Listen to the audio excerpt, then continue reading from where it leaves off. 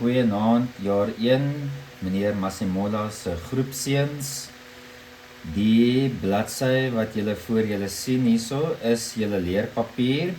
Soos julle kan sien, skryf julle volgende Vrydag julle motor tuigkunde werk. As ons kan afbeweeg na bladsy 2 toe. Right, die volgende punte is baie belangrik: gesondheid en veiligheid. Motorwerktuigkundige werkswinkel veiligheidsreëls. Right, kom ons kyk na punt nommer 1. Verseker genoeg ventilasie wanneer jy met engines werk. Punt nommer 2. Hou vlambare materiale weg van masjiene wat hitte en vonke veroorsaak. So wanneer jy met vlambare materiale werk, sorg dat die masjiene wat vonke veroorsaak, dit weggehou word van enige vlambare materiaal. Dit kan 'n brand veroorsaak. So wees ten alle tye versigtig. Punt nommer 3, hou vlambare vloeistowwe in verseelde houers. Punt nommer 4, bedryf masjinerie teen die regte spoed. Nommer 5, moet nooit engines of machinery laat loop wanneer jy uitgaan vir 'n breek nie. So sorg dat wanneer jy klaar is, of wanneer jy klaar gewerk het en dit is tyd om te gaan, sorg dat jou gereedskap waarmee jy werk, veral jou kraggereedskap, dat dit af is, of die machinery waarmee jy werk af is, by die machinery self, as ook teen die muur. Punt nommer 6, moenie vlambare materiale soos petrol gebruik om vure te begin nie. Nommer 7, gebruik altyd die regte instrument vir die regte werk. Punt nommer 8, inspekteer die toestand en gradering van die jack voordat jy gebruik om 'n motor op te lig. So, wat hulle daarmee bedoel, seuns, inspekteer beteken, kyk, maak seker dat die toestand van jou gereedskap wat jy gebruik om 'n motor op te lig, is nie stikkend nie. Nommer 9, pak altyd gereedskap weg wanneer hulle klaar is met die gebruik van hulle. Punt nommer 10, werkareas moet vry wees van obstruksies en enige vloeistofstortings. Right, as ons afbeweeg na die PAS akroniem wat verwys word na die brandblusser. As ons kyk na die eerste letter P, pull the pin, trek die pennetjie. Right, as daar 'n brand is, sorg dat jy altyd eers die pennetjie trek voordat jy die vlam doodmaak. Die volgende een, A, aim at base of fire. Sorg dat jy jou brandblusser se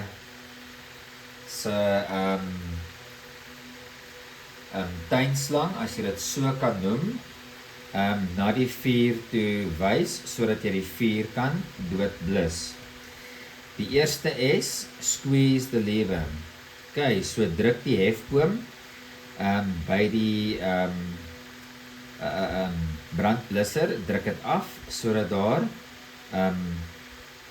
gasse, of nie gasse nie, sodat daar vloeistowwe kan uitkom, sodat jy die brand kan versmoor, of die vlamme kan versmoor.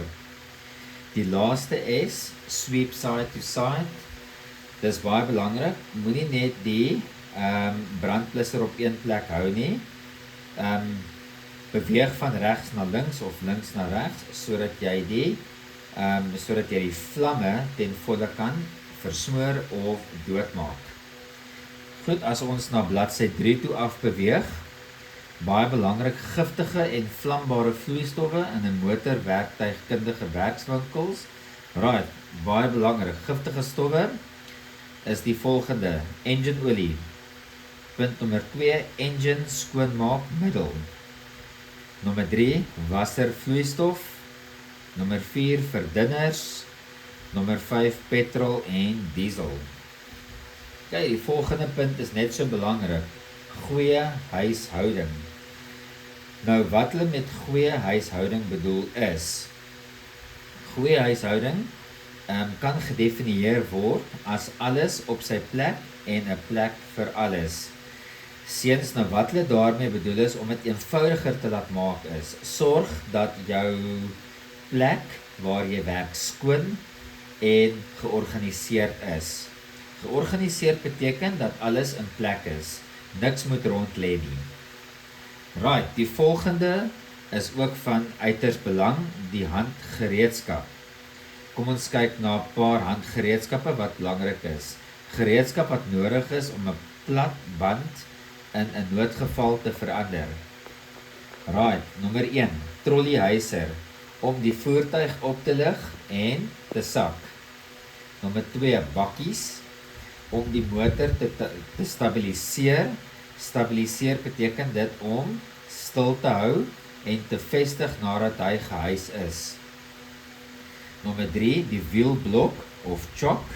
Nou die wielblok is om te verhoed dat die motor terugrol of afrol tydens respirasies. Okay, so die wielblok is gewoonlik, dit word uit rubber gemaak en dit word agter die wiele gesit sodat die kar nie vorentoe of agtertoe moet rol nie. Dit alles hang ook af van die helling van die kar. So as die kar se neus vorentoe lê, dan beteken dit die pad, die kar gaan vorentoe rol. As die neus oplig, dan beteken dit die kar gaan agteruit rol. So dit is hoekom 'n wielblok baie belangrik is. Dit voorkom dat die kar nie vorentoe of agtertoe rol nie. Kom ons kyk na punt nommer 4, die wielsleutel. Om die wielboute los te maak en vas te maak. Dit is jou wheel spanner.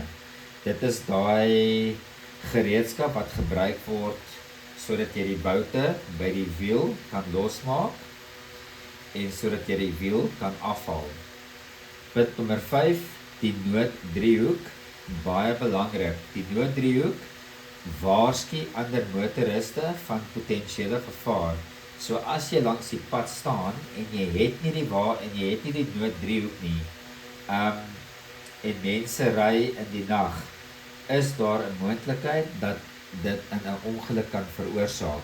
So dis altyd belangrik wanneer jy langs die pad staan met 'n papwiel of wat ook al die probleem is van jou motor, sorg dat jy altyd die nooddriehoek eerste uithaal. Right, die volgende skets wat op jou bladsy wys, is die ball pen hammer of hamer. Right, soos jy kan sien, die verskillende opskrifte wat die ball pen hamer het. Seuns, asseblief, sorg dat jy die skets goed ken. Right, kom ons lees gou 'n bietjie waaroor die ballpen hamer gaan.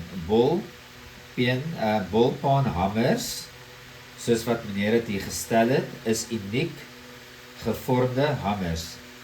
'n Ballpen of ballpen hamer is ook bekend as 'n masjien se hamer.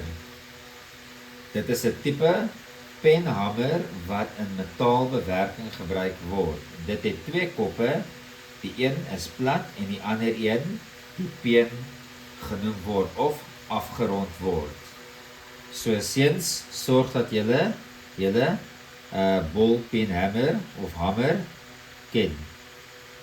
Die volgende handgereedskap is die skroewedraaier.